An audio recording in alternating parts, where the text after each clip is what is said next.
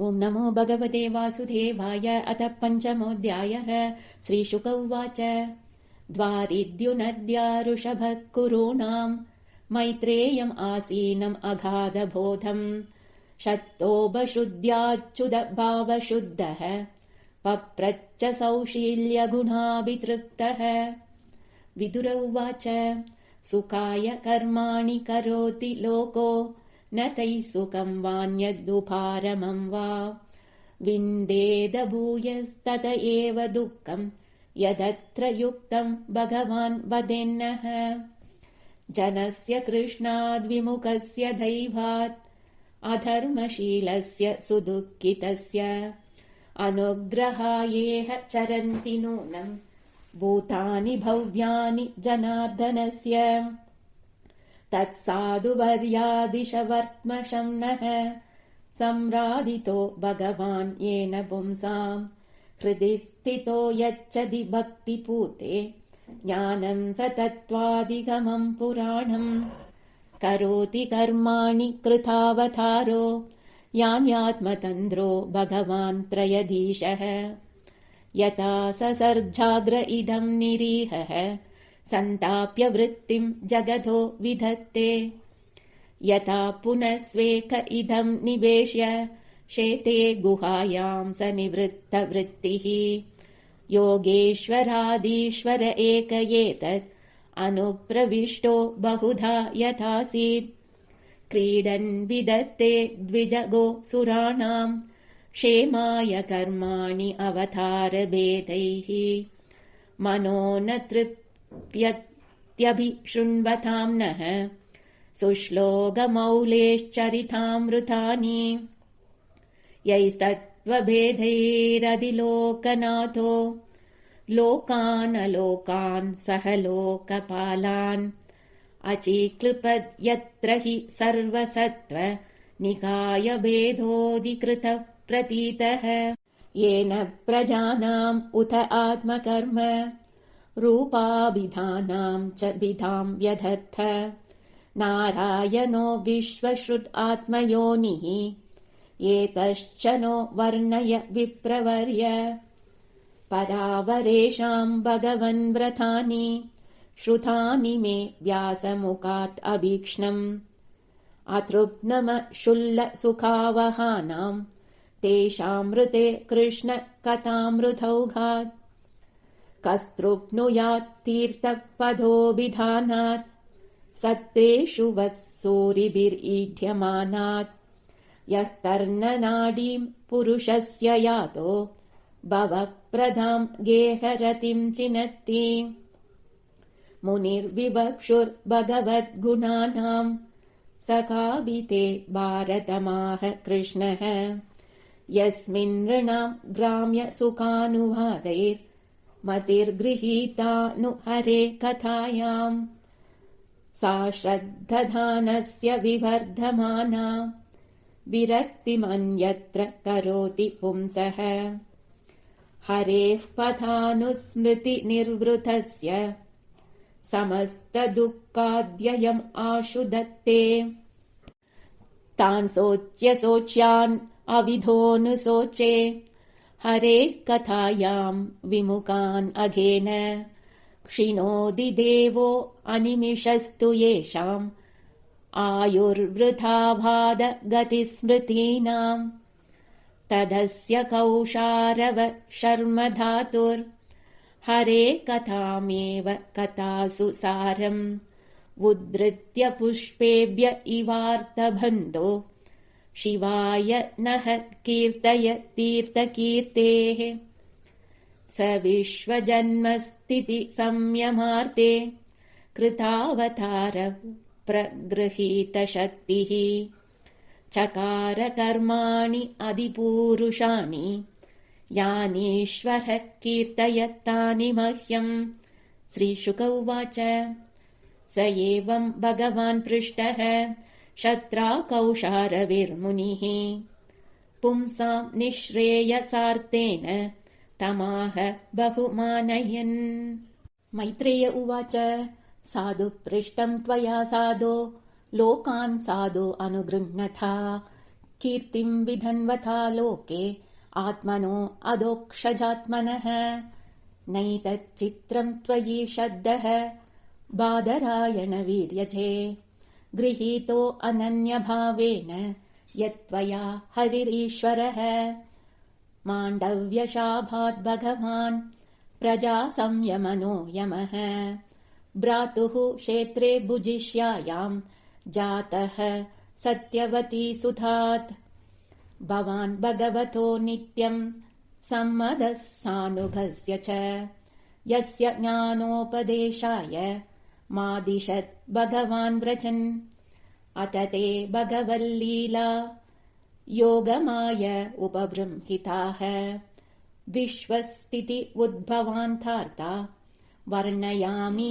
अनुपूर्वशः भगवानेक आसेदम् अग्र आत्मात्मनाम् विभुः आत्म इच्छानुगधावात्मा नानामति उपलक्षणः स वा एष तथा द्रष्टा नापश्यत् दृश्यमेतराट् मेने असन्तम् इवात्मानम् सुप्त शक्तिरसुप्तधृक् सा वा एतस्य संद्रष्टुः शक्तिः सद् असदात्मिका माया नाम महाभाग ययेदम् निर्ममे विभुः कालवृत्त्या तु मायायाम् गुणमय्याम् अधोक्षजः पुरुषेणात्मभूतेन वीर्यम् आदत्त वीर्यवान् ततो भवन्महत्तत्त्वम्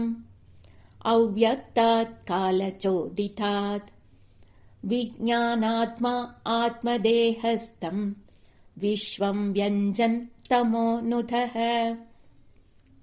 सोऽव्यंश गुणकालात्मा भगवत् दृष्टिगोचरः आत्मानम् व्यकरोधात्मा विश्वस्यास्य सिसृक्षया महत्तत्त्वाद् विकुर्वाणाद् अहम् तत्त्वम् व्यजायत कार्यकारणकर्त्रात्मा भूतेन्द्रिय मनोमयः वैकारिकस्तैजसश्च तामसश्च इत्यहम् त्रिधा अहम् तत्त्वाद् विकुर्वाणात् मनो वैकारिकात् अभूत् वैकारिकाश्च ये देवा अर्थाभिव्यञ्जनम् यतः तैजसानि इन्द्रियाण्येव ज्ञान कर्म मयानि च तामसो भूतसूक्ष्मादिर्यतः कम् लिङ्गमात्मनः कालमायांश योगेन भगवत् वीक्षितम् नभः नभसो अनुसृतम् स्पर्शम् विकुर्वन् निर्ममेनिलम् अनिलोऽपि विकुर्वाणो नभसोरुबलान्वितः ससर्ज रूपतन्मात्रम् ज्योतिर्लोकस्य लोचनम् अनिलेनान्वितम् ज्योतिर्विकुर्वत् परवीक्षितम् आदत्ताम्बो रसमयम् कालमायांशयोगतः ज्योतिषाम्बो अनुसंसृष्टम् विकुर्वद् ब्रह्म वीक्षितम् महीम् गन्धगुणामादात् कालमायांश्च योगतः भूतानाम् नभ आदीनाम् यद्यद्भव्यावरावरम् तेषाम् परानुसंसर्गात् यथा संख्यम् गुणान् विदुः एते देवा कला विष्णोः कालमायांशलिङ्गिनः नानात्वात् सक्रियानीशाः प्रोचुः प्राञ्जलयो विभुम् देवा ऊचुः नमामते देवपदारविन्दम् प्रपन्नतापोपशमाधपत्रम् यन्मूलकेता यतयोञ्जसोरु संसारदुःखम् बहिरुत्क्षिपन्ति दातर्यदस्मिन् भव ईश जीवाः तावत् त्रयेण उपहधा न शर्म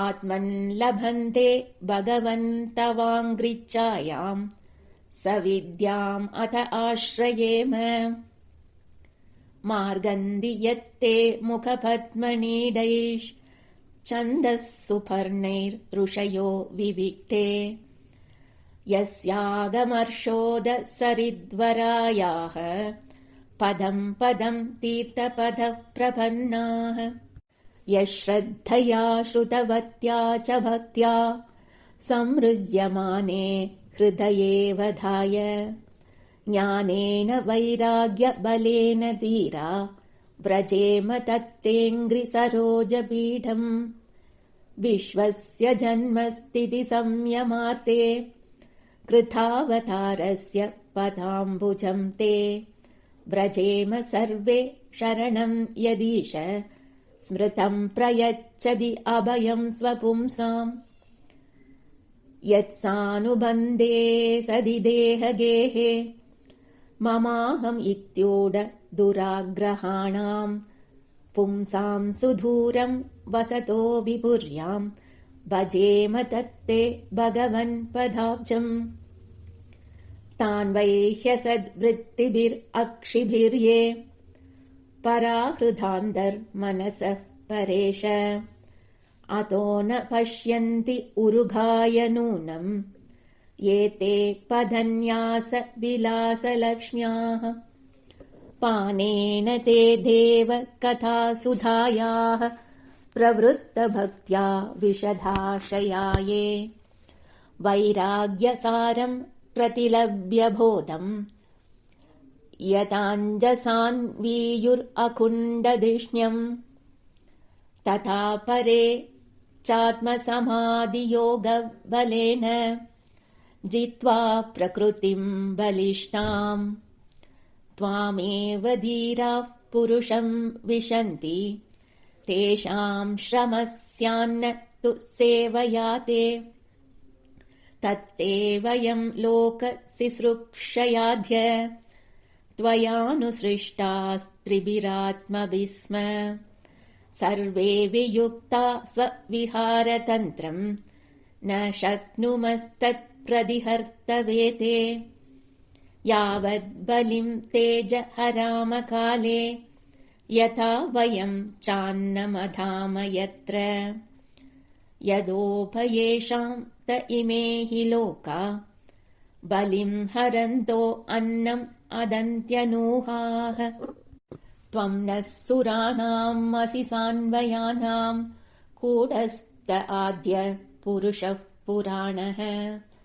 त्वम् देव शक्त्याम् गुणकर्मयोनौ रेदस्त्वजायाम् कविमादतेजः